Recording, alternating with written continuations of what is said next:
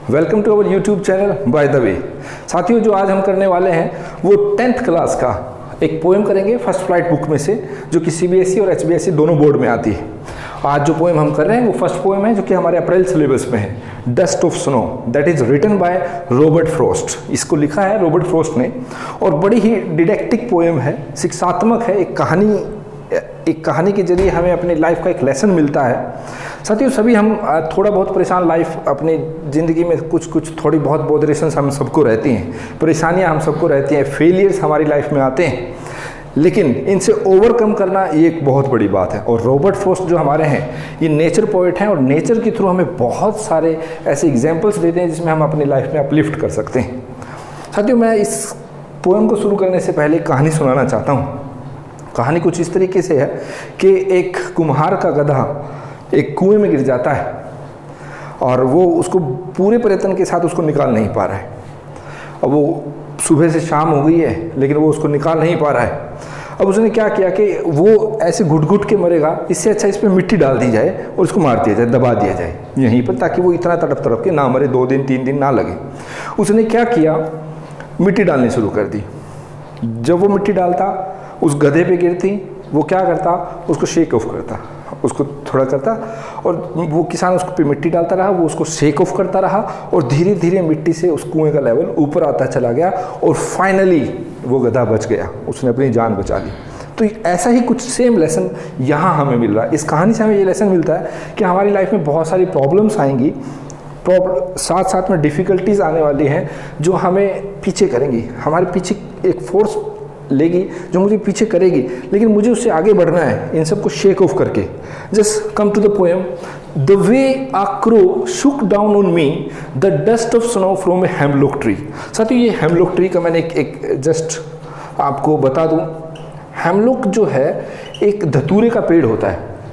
धतूरा एक प्रकार का इंटॉक्सिकेशन है, एक प्रकार का नशा है। धतूरे के नशे के बाद आदमी जो है वो लगभग सुन्न हो जाता है, कोल्ड हो जाता है। तो हेमलॉक जो है यहाँ कोल्डनेस का सिंबल है। इसको पर्टिकुलरली इसलिए लिया गया, कोल्डनेस मतलब हमारी लाइफ में बहुत सारे डिप्रेशंस हैं, बहुत सारी दिक्कतें हैं, तो उसको हेमलॉक सिंबलाइज कर रहा है।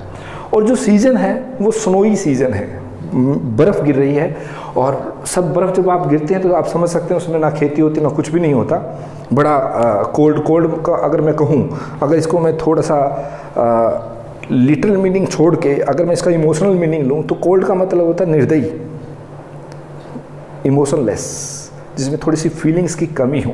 तो जब हम डिप्रेशन में होते हैं या उदासी में होते हैं तो ऐसे ही एक सिचुएशन है जिसमें रॉबर्ट फ्रॉस्ट जो है राइटर हैं वो थोड़े से उदास हैं, डिप्रेशन से, लाइफ की सिचुएशन से।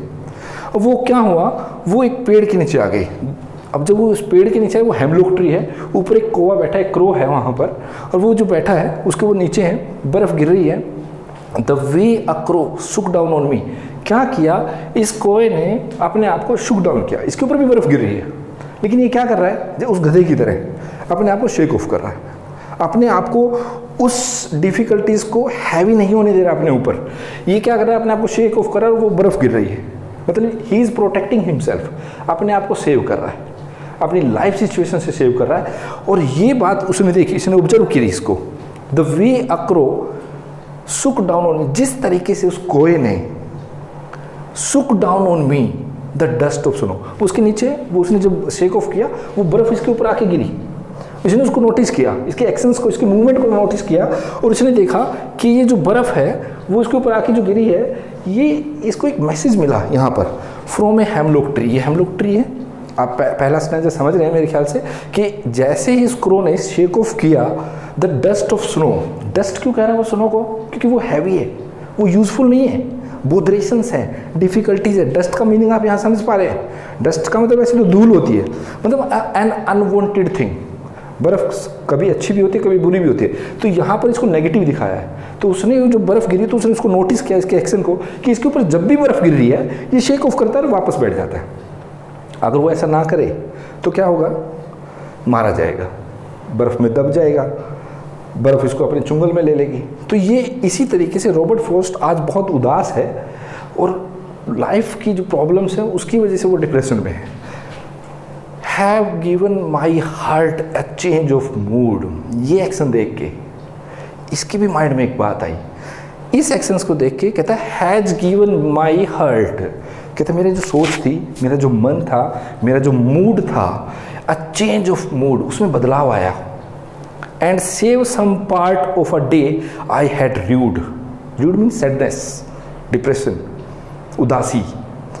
अब वो कहता है and save some part of a day, कहता है मैंने इसको देखा कि यार ये भी तो अपनी लाइफ को जी रहा है, ये भी तो प्रॉब्लम्स को शेक ऑफ कर रहा है, मैं क्यों उनको साथ लेके चल रहा हूँ। तो इस राइटर ने भी क्या किया, अपनी सारी प्रॉब्लम्स को शेक ऑफ किया और स्टार्ट लीडिंग हिज डे, और उसने अपना अगला दिन, बचा हुआ समय जीना शुरू कर दिया खुशी के साथ। आप डे को पूरी लाइफ भी मान सकते हैं, पूरी लाइफ हमारे साथ प्रॉब्लम्स चलने वाली हैं, लेकिन ये सभी प्रॉब्लम्स को हमें शेक ऑफ करना है और आगे बढ़ना है अपने एम की ओर। सो ये पोएम का जो डस्ट ऑफ स्नो का थीम था वो यही था कि हमें अपनी सभी प्रॉब्लम्स को शेक ऑफ करते चलना है, कैरी करके नहीं चलना है, उनका सोल्यूशन निकालना है, वर्क करना है और आगे बढ़ना है। तो दोस्तों एक बहुत बड़ा फार्मूला है वर्क्स। आप अपने ऊपर डिफिकल्टीज को हैवी मत होने दो। जो शिक्षा मिल रही है मुझे इस कहानी से वो ये है कि काम करता है। अगर उस प्रॉब्लम्स को लेकर हम बैठ गए तो वो आपके ऊपर हैवी हो जाएगी and it will kill you.